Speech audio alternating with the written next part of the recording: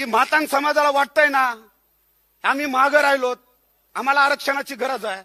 तर माझं मत आहे स्पष्ट, बौद्ध समाजाने मोठ्या मनाने त्याला पाठिंबा दिला पाहिजे. जर येणाऱ्या काळामध्ये जर बाबासाहेबांची आंबेडकरी चळवळ या देशामध्ये महाराष्ट्रामध्ये टिकवायची असेल, या देशामध्ये बाबासाहेबांच्या विचारांचं राज्य जर आणायचं असेल, या महाराष्ट्रामध्ये बाबासाहेबांच्या विचारांची सत्ता आपल्याला जर बसवायची असेल,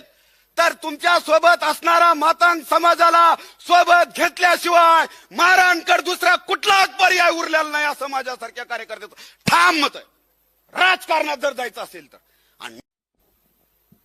की मातांग समाजाला वाटतंय ना आम्ही मागे राहिलोत, आम्हाला आरक्षणाची गरज आहे, तर माझं मत आहे स्पष्ट, बौद्ध समाजाने मोठ्या मनाने त्याला पाठिंबा दिला पाहिजे. जर येणाऱ्या काळामध्ये जर बाबासाहेबांची आंबेडकरी चळवळ या देशामध्ये महाराष्ट्रामध्ये टिकवायची असेल, या देशामध्ये बाबासाहेबांच्या विचारांचं राज्य जर आणायचं असेल, या महाराष्ट्रामध्ये बाबासाहेबांच्या विचारांची सत्ता आपल्याला जर बसवायची असेल, तर तुमच्या सोबत असणारा मातांग समाजाला सोबत घेतल्याशिवाय महाराष्ट्राकडे दुसरा कुठलाच पर्याय उरलेला नाही या समाजासारख्या कार्यकर्त्याचं ठाम मत आहे. राजकारणात जर जायचं असेल तर, आणि